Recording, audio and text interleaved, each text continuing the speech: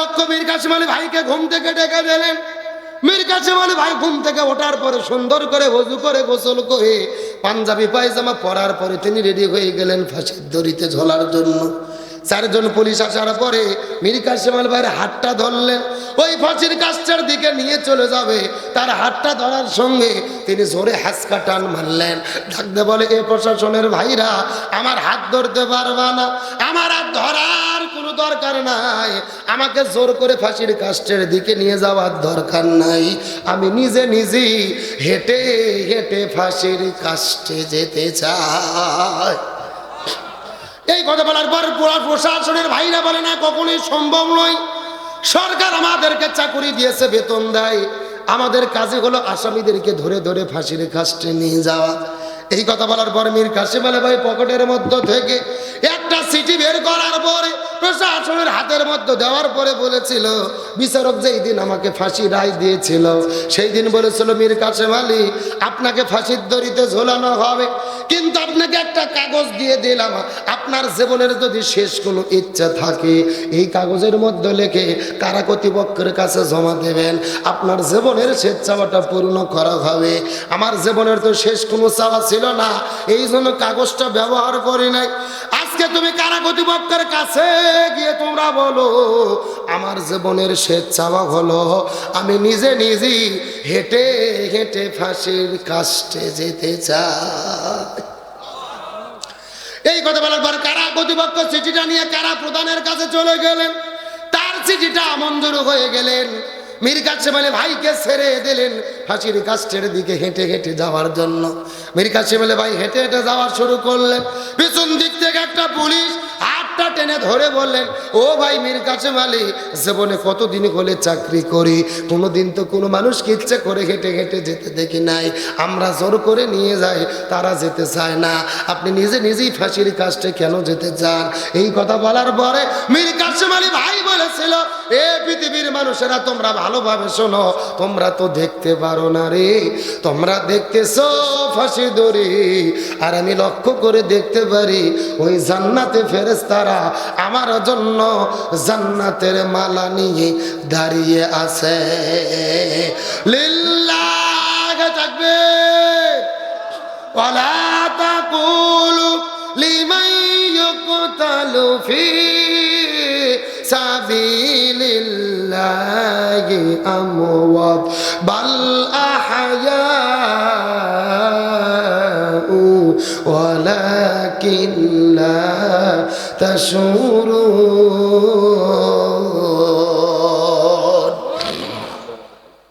আল্লাহ তাআলা ডাকতে বলে, পৃথিবীর মানুষেরা গভীর মনোযোগ লক্ষ্য করো, এই জমিনের মধ্যে যারা জীবন দিয়ে বিদায় নিয়ে চলে যায় এরা কখনোই মরে না, এরা কখনো মরে না, এরা কখনো মরে না, এরা হলো জিন্দা, এরা হলো জিন্দা, এরা হলো জিন্দা।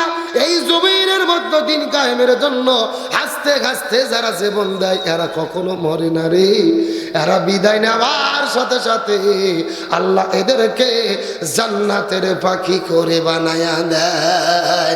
লিল্লাহ তাকবীর। গভীর মনোযোগ লক্ষ্য করুন রাজশাহীর মুসলমান ভাইরা, আমার মনে বলে এই সমস্ত মানুষের জীবন দেওয়ার ওসিলায় এই বাংলার জমিনে আল্লাহ নতুন করে একটা স্বাধীনতা দান করেছে।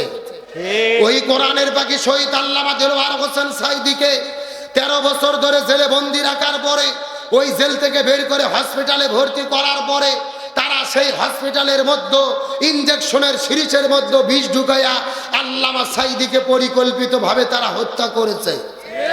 আরো ধরে বলেন।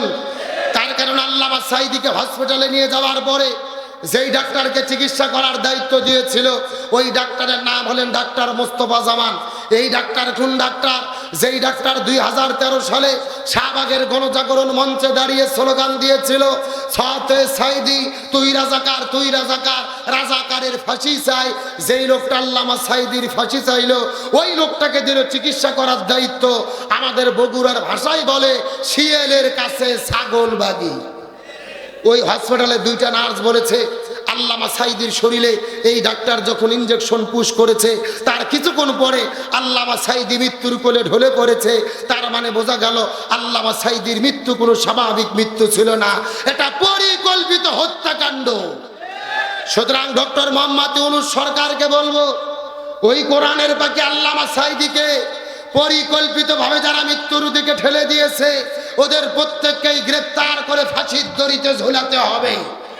কিন্তু আমি আপনাদেরকে বলতে চাই, আলেমদেরকে যারা হত্যা করেছে ওরা বর্তমানে দেশে আছে না পালাইছে? আরো জোরে বলেন না। কোথায় আওয়ামী লীগ, কোথায় কাদের কাকা, কোথায় গেল ওই জালেমের গরম গরম কথা? আরো জোরে বলেন, জোরে বলেন।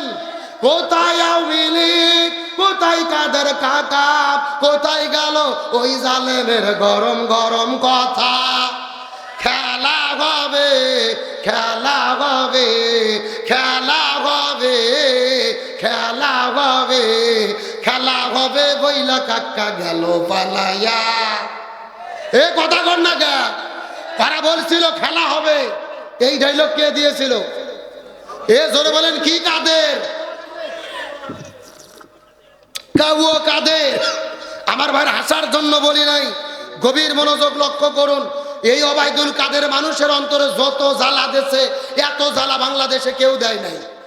আরো ধরে বলেন না কেন? এরা বলছিল খেলা হবে, কিন্তু আসল খেলা যখন শুরু হলো এদেরকে খুঁজে পাওয়া গেল।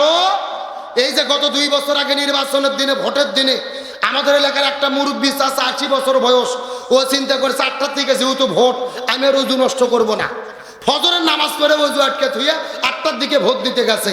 চাচা 8টার দিকে ভোট দিতে যাওয়ার পরে দেখে চাচা যাওয়ার আগে আর এক আল্লাহর ওলি এসে তাহাজ্জুদের নামাজ পড়িয়ে দিয়ে গেছে। কথা কি বোঝা যায়? চাচা গেছে ফজরের রোজুতে ভোট দিতে, আর ওরা কাম সারতে কিসের রোজু দিয়ে? তাহাজ্জুদের রোজু দিয়ে। চাচা মন খারাপ করে চলে যাচ্ছে, ছেলেবেলা ডাকতে বলতে, চাচা শোনেন, বাড়ির যে চাচিকে নিষেধ করবেন, চাচিও যেন না আসে, তার কারণে চাচির ভোটও দেওয়া হয়ে গেছে। যখন সুবহানাল্লাহ।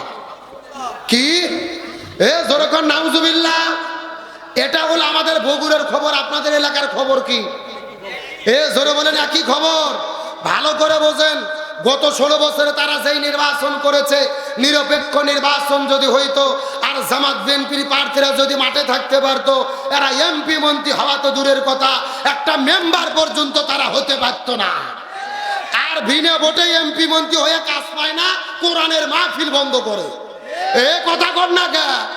কিন্তু কি করবেন ভাই, দুঃখের কথা, এক ওবায়দুল কাদের চলে গেছে, আর এক ওবায়দুল কাদের বাংলাদেশে বের হয়েছে। এক হারুন চলে গেছে, আর এক হারুন বের হয়েছে। এই যে আপনাদের রাজশাহী চাপায়ের এক হারুন আছে না, আগে আমরা তাকে ভালোবাসতাম, তাকে মহব্বত করতাম, কিন্তু গত কয়েকদিন হলে দেখতেছে তার মাথা খুব পাগলা হয়ে গেছে। বলতেছে যে আজারিকে জামাত ভাড়া করে এনেছে, আজারি হলো জামাতের প্রোডাক্ট। আজারি কার প্রোডাক্ট? বলতেছে মালয়েশিয়া থেকে আজারিকে জামাত টাকাতে ভাড়া করে এনেছে মাহফিলে মাহফিলে ভোট চাওয়ার জন্য। এখন বলুন তো, আজারি কি ভোট চায়? কোন মাহফিলে গিয়ে জামাতের পক্ষে কথা বলে? আজারি শুধু যশোরে এক মাহফিলে বলছিল যে এক দল খেয়ে গেছে, আর এক দল খাবার জন্য রেডি হয়েছে। আচ্ছা বলেন তো, উনি কি কোনো দলের নাম বলছে? কোনো ব্যক্তির নাম বলছে? তা আপনাদের গায়ে লাগলো কেন? আমাদের এলাকায় একটা কথা আছে, চোরের মন। জোরে কোন চোরের মন? বলতেছে খাটের নিচে কে রে, ও লাভ দুটে বলতেছে কলা খাইনি, তার মানে বোঝা যাচ্ছে কলা খাওয়ার জম। এ কথা কর না কে? আমরা হারুন সাহেবকে বলি মাথা ঠান্ডা করেন, মাথা পাগলামি করে যা তা বক্তব্য দেবেন না। উনি বলতেছে বাংলাদেশে মাহফিল বন্ধ করতে হবে, তার কারণ মাহফিলে মাহফিলে রাজনীতি হচ্ছে, ভোট চাওয়া হচ্ছে। আমরা পরিষ্কার করে বলি, এই বাংলাদেশে গত 16 বছরে কোরআনের মাহফিল বন্ধ হয়েছে, বক্তাদের গ্রেফতার করা হয়েছে, মাইক পর্যন্ত কেড়ে নেওয়া হয়েছে। এই জন্য ওরা পালানোর সময় হেলিকপ্টারে কোনো মতো পালিয়ে গেছে। আপনারাও যদি আলেমদের বিরুদ্ধে দাঁড়ান, কোরআনের মাহফিল বন্ধ করেন, ওরা তো হেলিকপ্টার পাইছে, আপনারা হেলিকপ্টারও পাওয়ার সুযোগ পাবেন না। এ কথা কর না কে? আলেমদের বিরোধিতা এটা আমরা কখনো মানবো? আমরা যুগে যুগে দেখেছি আলেমদের বিরুদ্ধে যারাই লেগেছে তাদেরকে অপমানিত করেছে কে? আরো জোরে বলেন না। হ্যাঁ, গভীর মনোযোগ, ভালো করে বুঝবেন। আজারি রাজনীতি করে, তবে কোনো দলের রাজনীতি করে না, আজারি রসুলের রাজনীতি করে।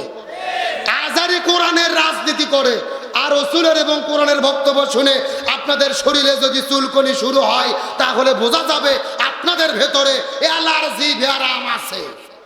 আলোচনা কি চলবে? কথা বলেন চলবে? কারা কারা চলবে হাত তোলেন তো দেখে। লিল্লাহে তাকবীর। আজকের মাহফিল চলছে চলবে, রাজশাহীর মাহফিল, হাটরার মাহফিল কতক্ষণ চলবে? সারা রাত। কেটা কি হুজুর মারা মাস নাকি? আমার বাড়া সারা রাত নয়। আলোচনা যেহেতু শুরু করেছি আর মিনিট 10 টাইম কি দেওয়া যাবে? জোরে বলেন দেওয়া যাবে? তাহলে জোরে বলেন সাহাবী হানজালার কি গোসল বাকি? আরো জোরে বলেন। আলোচনাটা অবশ্যই করব, তবে এখন যদি অনুমতি দেন আমি মহিলাদের জন্য 2 মিনিট কিছু বলবো। বলার দরকার আছে না নাই? আমার বন্ধুগণ, মুসলমান ভাইরা গভীর মনোযোগ লক্ষ্য করুন। এই যে আমার আগে আলোচনা করেছে যে মিরাজের আলোচনা শুনেছেন, কথাগুলো সুন্দর করে বোঝার চেষ্টা করবেন। আমার নবীজি মিরাজের রজনীতে সর্বপ্রথম চলে গেলেন তিনি জান্নাতের ভেতরে। ওই জান্নাতটা পরিভ্রমণ করার পরে আমার নবীজি যখন জান্নাতের মধ্যে চলে গেলেন, ওই জান্নাতে যাওয়ার পরে লক্ষ্য করে দেখে হাজার হাজার মহিলাদেরকে আগুন দিয়ে দাউ দাউ দাউ দাউ দাউ দাউ করে জ্বালানো হচ্ছে। কি বাবা কি না টাকা দিয়েছেন? আমি দেখছি তো, আমাকে তুলে দিয়েছেন 11টার দিকে, ওয়াজ করা লাগবে না? আমি এখন কালেকশন ধরলে লোক উঠে চলে যাবে। আচ্ছা, কথা কি ঠিক না? কালেকশন করবো, ঘন্টাখানেক ওয়াজ হওয়া লাগবে না? আমি তো গত বছর 3 ঘন্টা ওয়াজ করছি, তার আগে 9টায় দিতেন। আমি 9টার থেকে 12টা 3 ঘন্টা ওয়াজ করতাম, কালেকশনও করতাম। আমাকে দিলেন 11টার দিকে, অথচ কালেকশনও শেষ হয়নি। কি এ তো দারুণ বারে। এই আলোচনা চলছে চলছে। আমার বন্ধুগণ, মুসলমান ভাইরা গভীর মনোযোগ লক্ষ্য করুন। নবীজি জাহান্নামের মধ্যে দেখতে পারলেন হাজার হাজার মহিলাদেরকে আগুন দিয়ে দাউ দাউ দাউ দাউ করে জ্বালানো হচ্ছে। এই মহিলা জোরে জোরে জোরে এই মহিলাগুলো জোরে জোরে চিৎকার করে চেঁচামেচি করতেছে। আর মহিলাদের মাথার উপরে বসার পরে কিছু কাকগুলো তাদের মাথার মগজগুলো ঠুকুরে ঠুকুরে ঠুকুরে ঠুকুরে খাচ্ছে। এই দৃশ্য দেখার পর নবীজির মনটা বড় খারাপ হয়ে গেল। জিবরাইলকে জিজ্ঞেস করে বলে, ও ভাই জিবরাইল, এই সমস্ত মহিলাগুলো কারা তোমার কাছে জানতে চাই, বলো তো।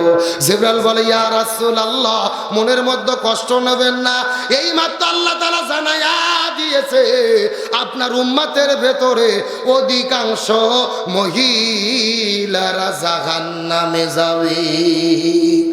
অধিকাংশ মহিলাগুলো যাবে কোথায়? এই কথা শোনার পর নবীজির মনটা বড় খারাপ হয়ে গেল। জিবরাইলকে জিজ্ঞেস করে বলেন, ও ভাই জিবরাইল, অধিকাংশ মহিলা কেন জাহান্নামের মধ্যে যাবে? তুমি একটু দয়া করে বলো তো দেখি, জানতে চাই। জিবরাইল বলে, ইয়া রাসূলুল্লাহ, অধিকাংশ মহিলা জাহান্নামে যাবে, এর পেছনে অনেকগুলো কারণ রয়েছে। তার ভেতরে প্রধানত কারণ হলো 2টা। জোরে বলেন কয়টা? আরো জোরে, সাউন্ড নাই। আচ্ছা, আপনাদের কি কষ্ট হচ্ছে? এই যে আমি বসে আছি মাঝখান দিয়ে সোজা, ডান দিকে এক ভাগ, বাম দিকে আর এক ভাগ। আপনারা মুখ বন্ধ করেন, আপনারা বলেন তো দেখি, অধিকাংশ মহিলা জাহান্নামে যাবে, তার পেছনে কারণ হলো কয়টা? আরো জোরে। আপনারা মুখ বন্ধ করেন, আপনারা বলেন তো দেখি, অধিকাংশ মহিলা জাহান্নামে যাবে, তার পেছনে কারণ হলো কয়টা? ওরে বাবা, কেন ভাগ করে দেন? সাউন্ড বাড়তিছে, তার মানে আপনার আলসেমি করতেছেন না। আমার বন্ধুগণ, মুসলমান ভাইরা গভীর মনোযোগ লক্ষ্য করুন। ডানে যারা আছেন কথা বলবেন, বামে যারা আছেন কথা বলবেন, মঞ্চে যারা বসে আছেন তারাও কথা বলবেন। সবাই মিলে চিৎকার করে একসঙ্গে বলেন তো দেখি, অধিকাংশ মহিলা জাহান্নামে যাবে, তার পেছনে কারণ হলো কয়টা? আরো জোরে, জোরসে বলো। এই কথা শুনে নবীজির মনটা বড় খারাপ হয়ে গেল। জিবরাইলকে জিজ্ঞেস করে বলে, ও ভাই জিবরাইল, কোন 2টা কারণে মহিলারা জাহান্নামের মধ্যে যাবে? তুমি একটু দয়া করে বলো তো দেখি। জিবরাইল বলে, ইয়া রাসূলুল্লাহ, এই 2টা কারণের মধ্যে প্রথম নম্বর কারণ হলো যেই মহিলাগুলো মাথার চুলগুলো বের করে আজরা বাজরা বের করে বেপরদা অবস্থায় রাস্তাঘাটে ঘোরাফেরা করে, এই সমস্ত মহিলাগুলো জাহান্নামের মধ্যে যাবে। তার মানে বোঝা গেল বেপরদা নারী যারা জাহান্নামে যাবে, তার কারা এ শূন্যস্থান পূরণ বোঝেন না জোরে বেপরদা নারী যারা কে রে ভাই পর্দার মিছিল করতে গিয়ে আপনাদের ভয় লাগতেছে এমন জোরে সাউন্ড দেবেন মহিলাদের কান পর্যন্ত যেন যায় রাজি আছেন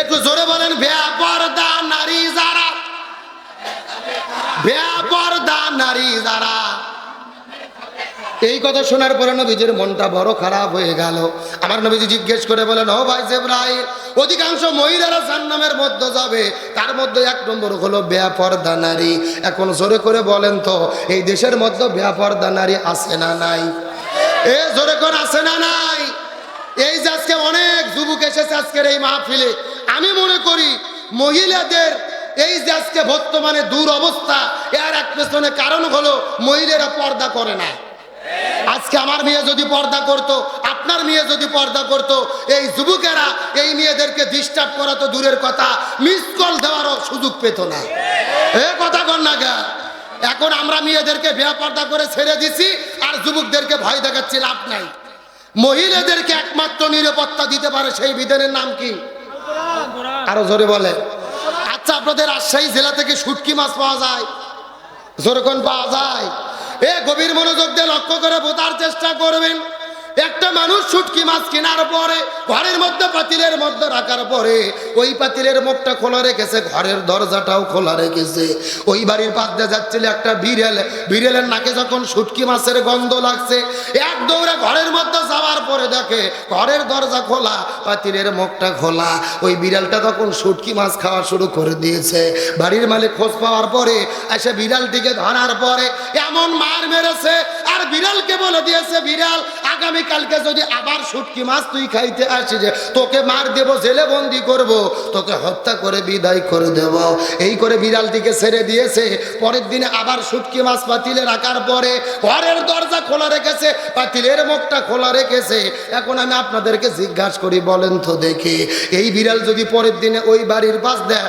আবার দৌড়ে চলে যায় আর যদি নাকের মধ্যে শুটকি মাছের গন্ধ লাগে ভাই ওই বিড়ালটি শুটকি মাছের দিকে যাবে কি যাবে না এ জোরে বলেন যাবে কি যাবে না তার মানে শুটকি মাছের নিরাপত্তা দিতে গেলে ঘরের দরজা বন্ধ করা লাগবে পাতিলটা বন্ধ করা লাগবে একই রকম ভাবে মেয়েদেরকে পর্দার বাইরে ছেড়ে দিয়ে মেয়েরা বেপর্দা হয়ে ঘুরবে আর যুবকদেরকে ইফটিজিং এর আইন দিয়ে ওই জেলখানার ভয় দেখায়া আর পুলিশের ভয় দেখায়া ওই নারীদের নিরাপত্তা দেওয়া যাবে না শুটকি মাছ বন্ধ রাখলে যেই রকম নিরাপত্তা পাওয়া যায় না মহিলাদেরকে পর্দা ছাড়া কখনোই নিরাপত্তা দেওয়া যাবে না এ জোরে বলেন কথা ঠিক কিনা আজকে যুবকেরা মেয়েদের পিছে কেন ঘোরে অধিকাংশ মহিলা বেপর্দা শোনেন 18 বছরের সুন্দরী মেয়ে যদি বোরকা পরে হাত মুজো পা মুজো মুখ ঢাকা পাও ঢাকা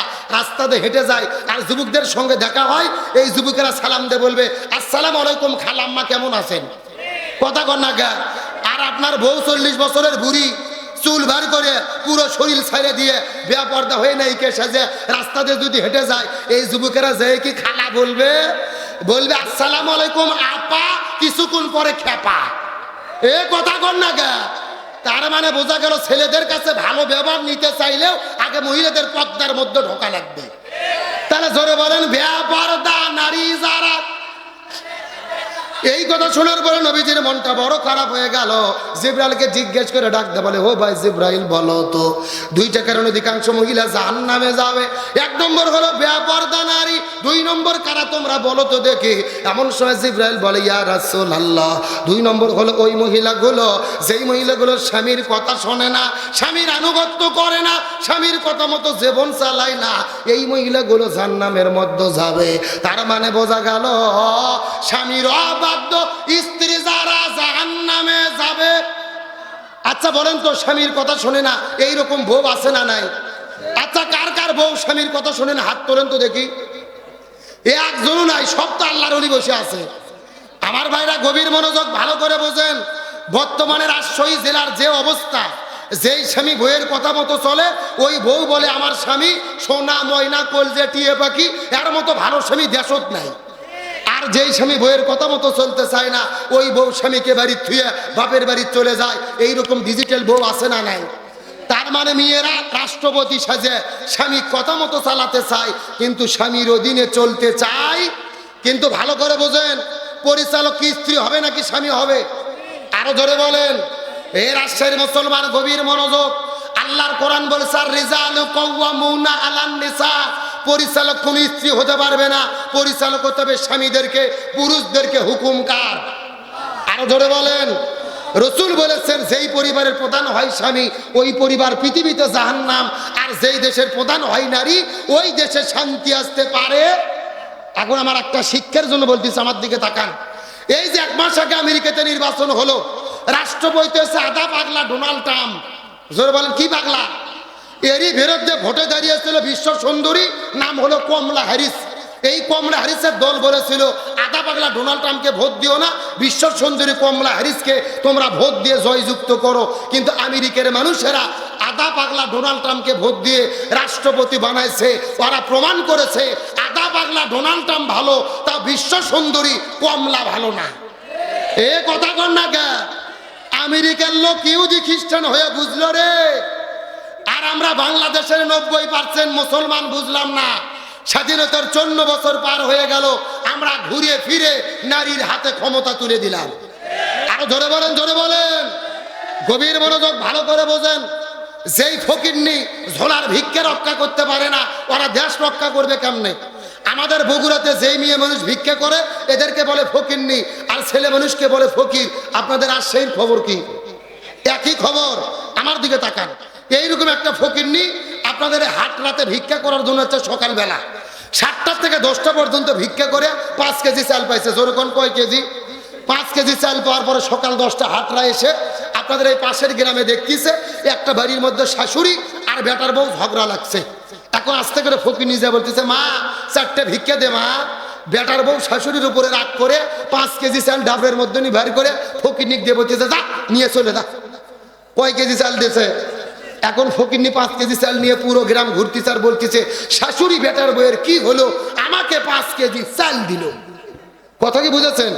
এখন আর একটা মানুষ শোনার পরে শাশুড়ির কাজ যে বলেছে, তোর বেটার বউ বলে কাম সারছে, 5 কেজি চাল ফকিরনিক দিছে। শাশুড়ির তো মাথা গরম, এক দৌড় বাড়ির মধ্যে বের হইয়া ফকিরনির কাছে যাইয়া ভিক্ষের চাউল কারে নিয়ে আসে ডাবরোড ঢালে দিয়েছে, ব্যাগের মধ্যে ঢালে নিয়েছে। আর বেটার বউ দিয়েছিল 5 কেজি, সেটাও নিয়েছে। আরো সকাল থেকে পেয়েছিল 5 কেজি, সেটাও নিয়েছে। তাহলে বলেন, যেই ফকিরনি ঝোলার চাল রক্ষা করতে পারে না, ওরা কি দেশ রক্ষা করতে পারবে? পারেও নাই। তাই গত 16 বছরে আমরা দেখেছি এই বাংলাদেশটাকে ভারতের হাতে তুলে দিয়ে, নরেন্দ্র মোদীর হাতে তুলে দিয়ে ওই স্বৈরাচার হাসিনা বাংলাদেশকে ভারতের অঙ্গরাজ্য করে রেখেছিল। আরো জোরে বলেন। একটা মানুষের সকালবেলা ছাগল হারাইছে, ছাগল সারাদিন খোঁজাখুঁজি করতে পায়নি। বিকেলবেলা ছেলের সঙ্গে দেখা, এই লোকটা পাগল হয়ে ছেলেকে ডাকতে বলতেছে, ভাই ছাগল দেখেছিলেন? ছেলেকে কি বলছে? তখন ছেলে বলতেছে, কে আব্বাকে মাথা নষ্ট হলো নাকি? আমাকে ভাই বলে কেন? বাড়িতে যাওয়ার পরে মাকে বলেছে, মা আব্বা তোমাকে ভাই বলেছে। তখন মা বলতেছে, তোমার বাবাকে বাড়িতে আসুক, আমি বিচার করতেছি।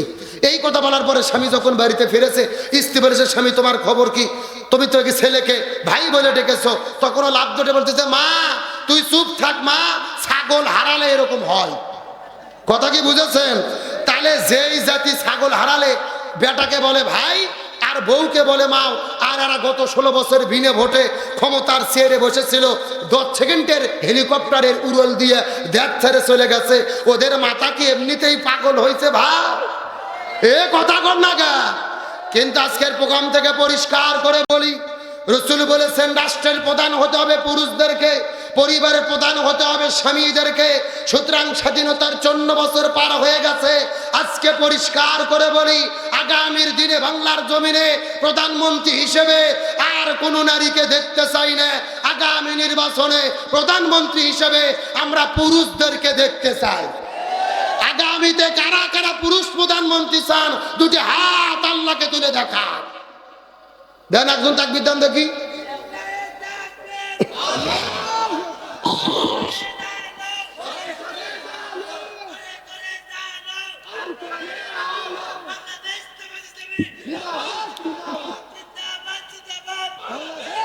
কে রে তাকবীর দিল? কে এটা রে? না না, এ তো বাঘের বাচ্চা। আল্লাহ এর ইমানের শক্তি আল্লাহ কবুল করুক, আমিন কম। আমিন কম। আচ্ছা, আমি যাই বক্তব্য দিচ্ছি, এটা কি জামাতের বক্তব্য, চরমনায়ের বক্তব্য, রাজনীতির বক্তব্য?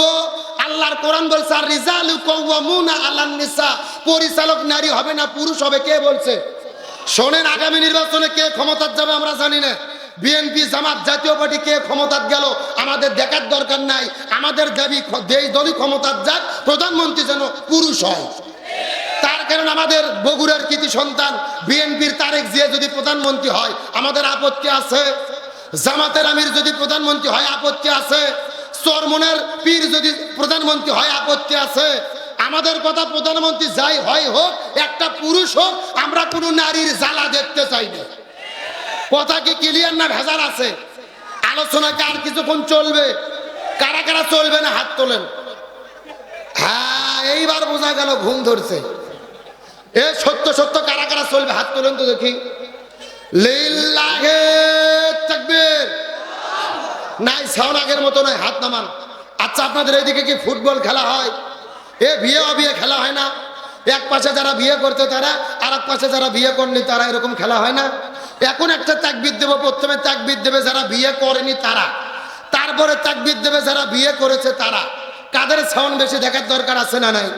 প্রথমে হাত উঠে অবিবাহিত কারা কারা দেখি, যারা যারা বিয়ে করনি। হ্যাঁ, লিল্লাহি তাকবীর। মাশাআল্লাহ, হাত নামাও। এখন যারা যারা বিয়ে করেছেন হাত উঠান তো দেখি। এবার মুরব্বীর হাত উঠান। লিল্লাহি তাকবীর। এবার মুরব্বী কাদের সাউন্ড বেশি হলো? আপনারা বিয়ে করছেন এই জন্য বলতেছেন নাকি? দেখে যারা পিছিয়ে বসে আছেন সামনে আসুন তো দেখি। সামনের কাতার লোক আসেন দেখি। না না, আমি বুঝতে পারতেছি না, আমার দুই পাশের লোক হারিয়ে চলে যাচ্ছে, ব্যাপার কি? এখন হয়তো আপনারা বলবেন হুজুর ওয়াজ 12টা পার হয়ে গেছে, লোক তো হারাইবে।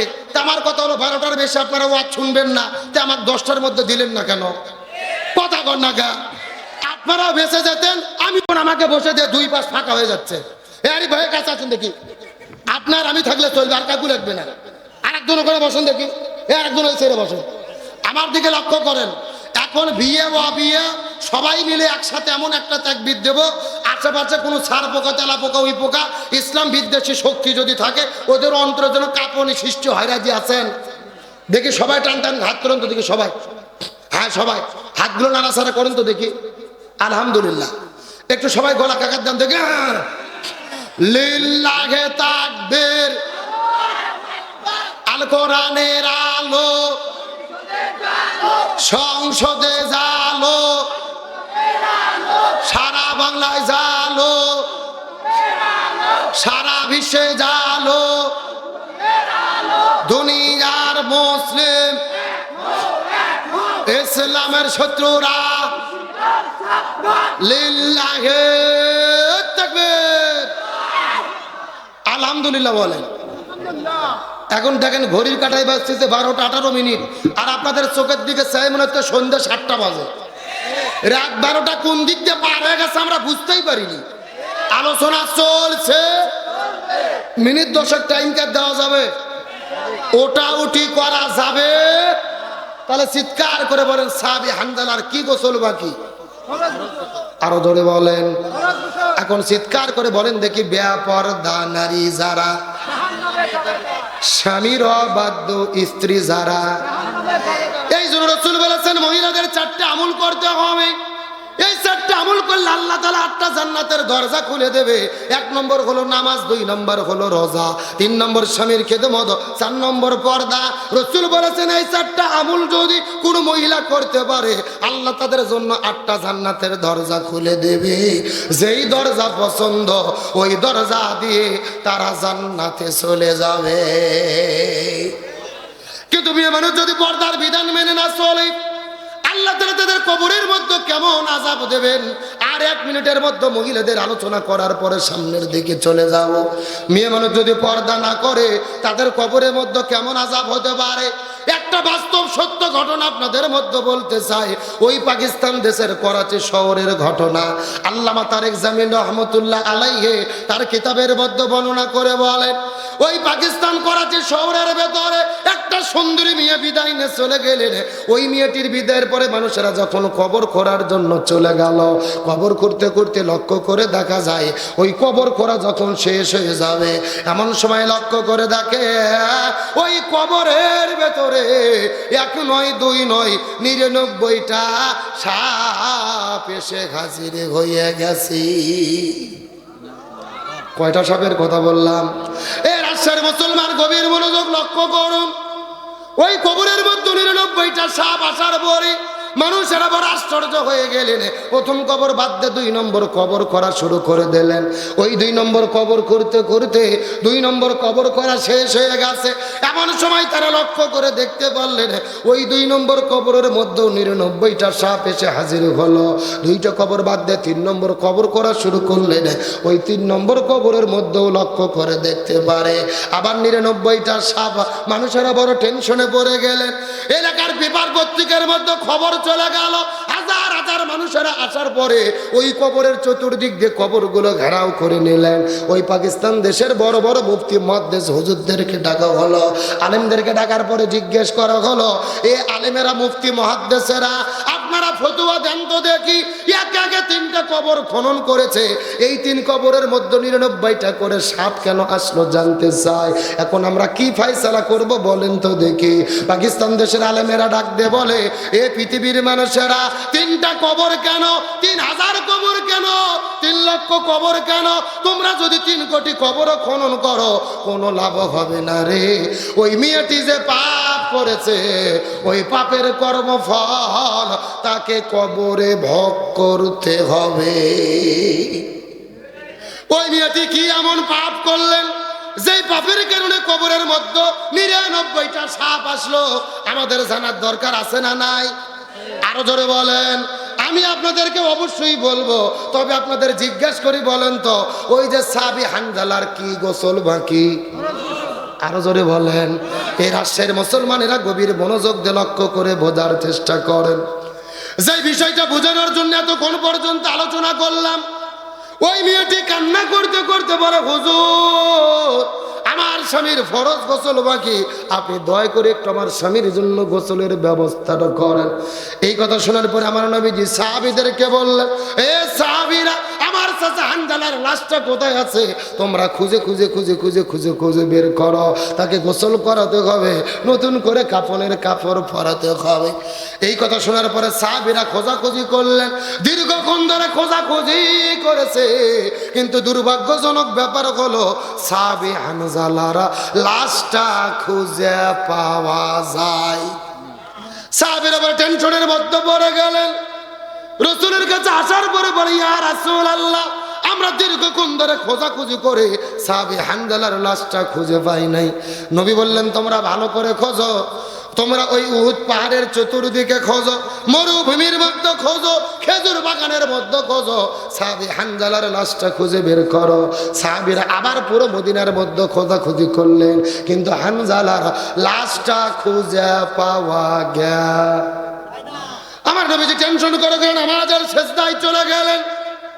নবীজি কান্না করে করে দোয়া করে লক্ষ্য করে দেখতে পারলেন আকাশের মধ্যে তাকায়া ঝিরঝির ঝিরঝির ঝিরঝির ঝিরঝির করে যখন বৃষ্টি পড়া শুরু করলো, নবী বড় টেনশনে পড়লেন। আকাশের মধ্যে মেঘ নেই, কোথায় থেকে বৃষ্টি পড়ে? নবী কান্না করে দোয়া করা শুরু করলেন। আল্লাহর পক্ষ থেকে জিবরাইল আলাইহিস সালাম আসার পরে বলে, ইয়া রাসূলুল্লাহ, আপনি টেনশন করবেন না, রাগ করবেন না, আপনি হলডিল হবেন না। আপনার চাচা হানজালা ওই বাসরঘরের মধ্য থেকে বের হওয়ার পরে চলে গেছেন জিহাদের ময়দানে। এই জমিনে দিন কায়েমের আন্দোলন করেছেন। আন্দোলন করতে গিয়ে জিহাদের ময়দানে শহীদ হয়ে গেল। একদিকে ফরজ গোসল বাকি ছিল, আর একদিকে 3 ওয়াক্ত ফরজ নামাজ কাজা ছিল। আল্লাহ তাআলা হানজালার উপরে এত বেশি রাজি খুশি হয়ে গেছে রে, স্বয়ং আল্লাহ আসমান থেকে ওই জান্নাতে ফেরেশতা পাঠায়া সাহাবী হানজালার জন্য হাউজে কাউসার আর জমজমের পানি দিয়ে ফেরেশতাদের মাধ্যমে গোসলের ব্যবস্থাটা করেছে। লিল্লাহ থাকবে। ওগো নবী, আপনি টেনশন করবেন না। আবি হানজালা দিন কায়েমের জন্য লড়াই করতে গিয়ে জীবনদের শহীদ হয়ে গেলেন। আল্লাহ তাআলা এত বেশি পছন্দ করলেন, আসমান থেকে ফেরেশতা পাঠিয়ে তার গোসলের ব্যবস্থাটা করে দিলেন। একদিকে ফরজ গোসল বাকি, আর একদিকে 3 ওয়াক্ত ফরজ নামাজ বাকি। আল্লাহ এত বেশি রাজি খুশি হলো, ফেরেশতাদেরকে দিয়ে তার জান্নাতের গোসলের ব্যবস্থাটা করে দিল। তার মানে বোঝা গেল আল্লাহর কাছে সব চাইতে প্রিয় হলো ওই ফরজ গোসলের চেয়ে, ফরজ নামাজের চেয়ে আল্লাহর কাছে প্রিয় হলো এই জমিনের ভেতরে কোরআন বিজয়ের জন্য আন্দোলন করা। আরো জোরে বলেন। এই জন্য আল্লাহর কোরআন বলেছে গভীর মনোযোগ, ওমা ওয়াসাইনা বিহি ইব্রাহিম ওয়া মূসা ওয়া ঈসা আন আকিমুদ্দিন ওয়ালা তাতাফাররাকু ফি। আল্লাহ বলে রাজশাহীর মুসলমান গভীর মনোযোগ।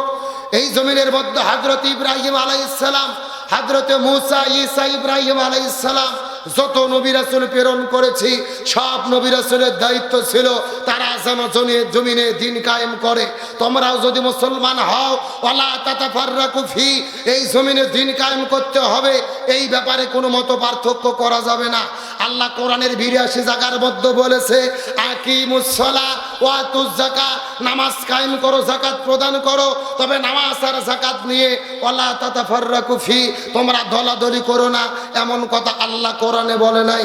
আল্লাহর কোরআন বলেছেন ওয়ালিল্লাহি আলান নাসি হিজ্জুল বাইত, যদি তোমাদের সামর্থ্য থাকে হজ করো, কিন্তু হজ করার ব্যাপারে ওয়ালা তাতাফাররাকু ফি, তোমরা দলাদলি করো না, এমন কথা আল্লাহ কোরআনে বলেনি। আল্লাহর কোরআন বলছে কুতিবা আলাইকুমুস সিয়াম, রমজান মাসে রোজা ফরজ করলাম, রোজা রাখো, কিন্তু রোজা রাখার ব্যাপারে ওয়ালা তাতাফাররাকু ফি, তোমরা দলাদলি করো না, এমন কথা আল্লাহ কোরআনে বলেনি। কিন্তু আল্লাহ বলে না না কিমুদ্দিন, তোমরা দিন কায়েম করো, ওয়ালা তাতাফাররাকু ফি, এই ব্যাপারে কোনো মত পার্থক্য করো না। তার মানে আল্লাহ খুব ভালো করে জানে নামাজ, রোজা, হজ, যাকাত, জিকির, তাসবিহ কোনো কিছু নিয়ে দলাদলি হবে না। এই জমিনে যত দলাদলি হবে কোরআন বিজয়ের আন্দোলন নিয়ে। আল্লাহর বক্তব্য কি মেলে? এ জোরে বলেন মেলে? আপনাদের রাজশাহীতে দেখবেন এরকম বৃদ্ধ চাচা, 80 বছর বয়স, মাথার টুপি, মুখের মধ্যে দাঁড়িয়ে সামনের কাতারে নামাজ পড়ে, আবার হজও করছে 6 বার। এলাকার কোন হুজুর যদি চাচাক যায় বলে চাচা বাংলাদেশে কোরআন বিজয় করতে হবে, কোরআন দিয়ে বাংলাদেশ চালাতে হবে, এইরকম বুড়ো চাচা নামাজের থেকে লাফ দিয়ে উঠে বলে এই হুজুর রাজনীতি করে রে। কথা বলেন, কথা বলেন। তার কারণে ওর কাছে নামাজ, রোজা, হজ, যাকাত ভালো লাগে, কিন্তু আল্লাহর জমিনে আল্লাহর দিন কায়েম ভালো লাগে না। একেবারে সোজা কথা, যার কাছে নামাজ, রোজা, হজ, যাকাত ভালো লাগে, কিন্তু আল্লাহর জমিনে আল্লাহর দিন কায়েম ভালো লাগে না, এরাই হলো মুনাফিকের গোষ্ঠী। তার কারণ মুনাফিকের সর্দার ছিল আব্দুল্লাহ ইবনে উবাই, রাসূলের পিছে নামাজ পড়তো, মাথার টুপি, মুখের মধ্যে দাড়ি। কেন মুনাফিকের সর্দার হলো? কারণ হলো দুইটা, 1 নম্বর নবীর নেতৃত্ব মানেনি, আর 2 নম্বর জমিনে দিন কায়েমের বিরোধিতা করেছে। সুতরাং আল্লাহর কাছে সবচাইতে প্রিয় হলো এই জমিনে কোরআন বিজয়ের আন্দোলন করা। এই জমিনে ততক্ষণ শান্তি আসবে না যতদিন না আমরা কোরআন বিজয় করতে পারবো। স্বাধীনতার 54 বছর পার হয়ে গেছে, একদল ক্ষমতায় এসেছে আর একদল চলে গেছে। সুতরাং আজকের আলোচনার শেষ ঘোষণা হলো আগামীতে বাংলার জমিনে সব দল দেখা শেষ, আগামীতে আলেমদের নেতৃত্বে কোরআনের বাংলাদেশ। সুতরাং আল্লাহর জমিনে আল্লাহর দিন কায়েমের জন্য আল্লাহর কাছে সবচাইতে প্রিয় কোরআন বিজয়ের আন্দোলন করে এই বাংলার জমিনে কোরআনকে প্রতিষ্ঠার আন্দোলনে শরীক হতে কারা কারা রাজি? দুটো হাত আল্লাহকে তুলে দেখান।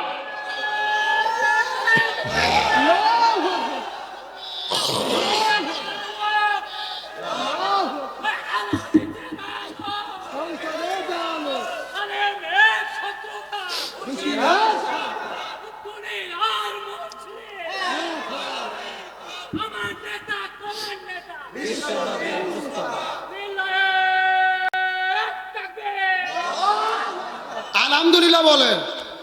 এই যে এতক্ষণে হলে 1 নম্বর স্লোগান, কে রে মুরব্বী চাচা এতক্ষণ ছিল কোথায়? হ্যাঁ, তাহলে ওয়াজের মেইন টপিক হলো জমিন যার, আইন চলবে তার। আর বাংলাদেশের শান্তি প্রতিষ্ঠার জন্য কি বিজয় করা লাগবে? আরো জোরে বলেন। বাংলাদেশের 90% মুসলমান একতাবদ্ধভাবে যদি আমরা কোরআনকে বিজয়ী করতে না পারি, আল্লাহর কাছে আমরা জবাব দিতে পারবো না। এই জন্য কোরআনকে বিজয়ী করতে আমরা কি রাজি আছি? কোরআনের পক্ষে আমরা আছি তো ইনশাল্লাহ। আল কোরআনের আইন চাই, সৎ লোকের শাসন চাই। আল্লাহর আইন লাগবে, আর যেই ব্যক্তিগুলো শাসন করবে এদেরকেও সৎ হতে হবে। আগামী নির্বাচন পর্যন্ত আমার ওয়াজ কি মনে থাকবে? আবার অনেক হয়তো মন খারাপ করবেন, হুজুর আপনি আবার এখন শেষে আসে ওয়াজ শেষ করে ভোটের কথা বললেন কেন? আমাদের বগুড়ার কোরআনে সূরা নিসার 85 নম্বর আয়াতে ভোটের কথা আছে, আপনাদের রাজশাহীর কোরআনে নাও থাকতে পারে। কি মনে আছে? কি আছে বলবো? জোরে বলেন বলবো না? এখন বলবো না, একটু পরে বলবো। আপনারা কি রাগ করতেছেন? আচ্ছা, আজকের মাহফিল হয়তো আপনারা খুশি না বেজা? আসলে অনেক কথাই বলার ছিল ভাই, মনটা খারাপ হয়ে গেছে 11টায় মঞ্চে দিই। যাই হোক, আলহামদুলিল্লাহ তাও দীর্ঘক্ষণ আলোচনা করেছি। কবরের মধ্যে কয়টা সাপ মনে ভুলে গেছেন নাকি? আর কিছুক্ষণ সময় কি দেওয়া যাবে? হ্যাঁ, আমি কথা বলবো, তবে তার আগে জিজ্ঞেস করতেছে আজকের মাহফিল হয়তো আপনারা খুশি না বেজার? কারা কারা বেজার একটু হাত তুলেন তো দেখি। একজনও বেজার নাই না? এক ছেলে কি ঘুম ধরছে নাকি তোমার? এ সত্য সত্য কারা কারা খুশি হাত তোলেন তো দেখি। সবাই সবাই চিৎকার করে বলেন ইয়া রাব্বাল আলামিন। আজকের মাহফিলকে আপনি কবুল করে নেন। এই মাহফিলে ওসিলা করে আমাদের সবাইকে মাফ করে দেন। এই মাহফিলে আমাদের সামর্থ্য মতো দান করার তৌফিক দেন। সকলে বলেন আমিন। এখন হাতগুলো মুষ্টি করেন, মুষ্টি। হ্যাঁ, এখন আস্তে আস্তে নামায়া নামায়া পকেটে ঢুকান। একটা লোক উঠতে পারবেন না। আমি প্রায় 2 ঘন্টা আলোচনা করেছি, কোনো লোক ওঠেন নাই। এখন যেই লোক উঠে যাবে মনে করবেন এই মাহফিলের সঙ্গে শত্রুতা করলো। এ ছেলেবেলে, না না, আমি ভলেন্টিয়ারদের কোটার তো বলিনি, ওদেরকে আমি কি মাথা মারতে বলছি? বসো, যে সেখানে আছে বসো। হ্যাঁ বসো, বেশি মাস্টারি করো না, বসো। আমার আগে আমি আপনাদেরকে মধ্যে বলি, এই মাহফিলটা করতে প্রায় 1.5 লক্ষ টাকা খরচ হয়েছে। আবার সকাল থেকে প্রতিযোগিতা করেছে। আরিফ ভাই বলল মাদ্রাসা শিক্ষার্থীদের মধ্যে তাদেরকে আপ্যায়ন করেছে। এই বছর এই মাহফিলটা 2 বছর হলে হচ্ছে। গত বছর আর এই বছর, গত বছর আমি এসেছিলাম, ছিলেন তো আপনারা? আবার এই বছর, গত বছর ছিল হাসিনা পালানের আগে, আবার এবার হচ্ছে পালানের পরে। 2 বছর মাহফিল, আমি 2 বছরে আসলাম। আপনারা কি বেজার হয়েছেন? আমি আপনাদের এই যে শত শত মানুষের মধ্যে মাত্র 10 জন লোক চাই। রসুলের 10 জন সাহাবী ছিলেন যারা বেঁচে থাকা অবস্থায় জান্নাতের সুসংবাদ পেয়েছে। এই 10 জন সাহাবীর নাম ধরে ধরে আমি 10 জন লোক আপনাদের মধ্যে চাই। কারা কারা আছেন হুজুর এই তাফসীর মাহফিলটা প্রতি বছর টিকে রাখার জন্য?